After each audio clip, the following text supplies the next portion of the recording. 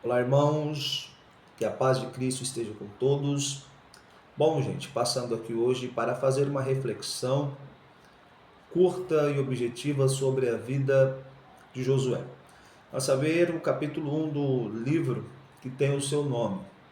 Nós sabemos muito bem que o capítulo 1 de Josué, ele é repleto de ensinamentos.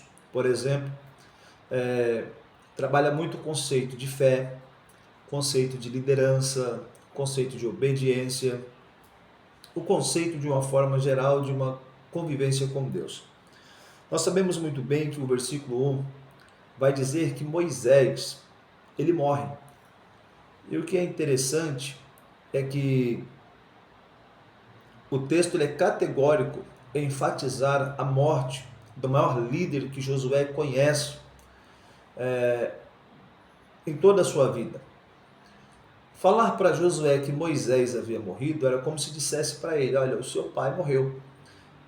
Ele que cresceu aprendendo os ensinamentos de Moisés, cresceu espiritualmente, vivendo tudo aquilo que Moisés também viveu com Deus, embora ele tinha 40 anos quando ele sai do Egito, mas o seu crescimento espiritual ele vem a partir de Moisés. E o seu maior líder espiritual agora morre, chega a falecer. E o que me chama a atenção é que Deus vai olhar para Josué e vai dizer: olha, a pessoa que eu encontro agora para ficar no lugar do meu servo Moisés é você, Josué. E o texto vai ter uma longa conversa.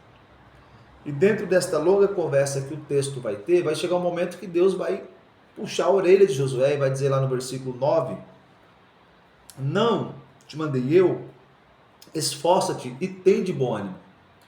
Ou seja, se tem alguém que te conhece melhor do que você mesmo, é Deus.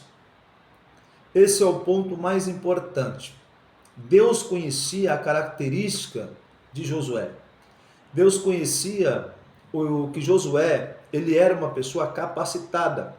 Só que Josué não sabia a grande capacidade e o grande potencial que ele tinha para guiar este povo. Porque ele vai assumir, irmãos, nada mais, nada menos do que a responsabilidade do maior líder já visto espiritual até o momento. E o que chama a atenção?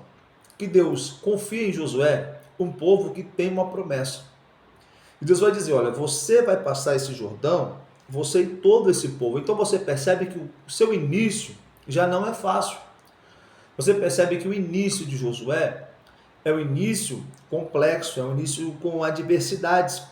Só que no versículo 9 Deus vai dizer: esforça-te. Porque não é porque Deus tem algo em tua vida que você vai ficar de braços cruzados, esperando acontecer e não vai fazer nada para que isso aconteça. Deus está dizendo: olha, eu te chamei, eu te dei um ministério, porém, dentro do ministério, ele é acompanhado de uma série de coisas. Uma dessas é responsabilidades.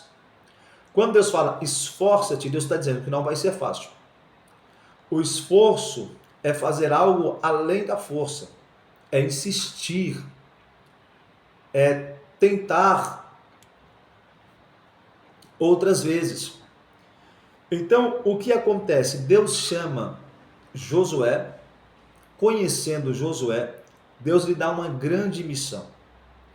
E a grande missão que Deus outorga a Josué é conduzir um dos povos mais problemáticos da Bíblia Sagrada. Então Josué teria que ter aqui, primeiro ponto, muito equilíbrio. Ele teria que ter muito conhecimento acerca das leis de Deus. Ele teria que se esforçar. Ele teria que ser um rapaz de muita oração. Então a característica de um bom líder, primeiro, ele é chamado por Deus. Segundo, ele tem que atender o chamado de Deus. Terceiro, ele tem que se esforçar. E quarto, é necessário que ele tenha um certo equilíbrio. Porque se ele não tiver o equilíbrio, ele não vai conseguir realizar o projeto que Deus tem com ele. Então, uma das coisas que me chama a atenção aqui, é que Deus exige de Josué que ele tenha equilíbrio, porque ele vai lidar com o pior tipo de pessoa. Josué é a característica de um pastor que talvez esteja iniciando o seu ministério.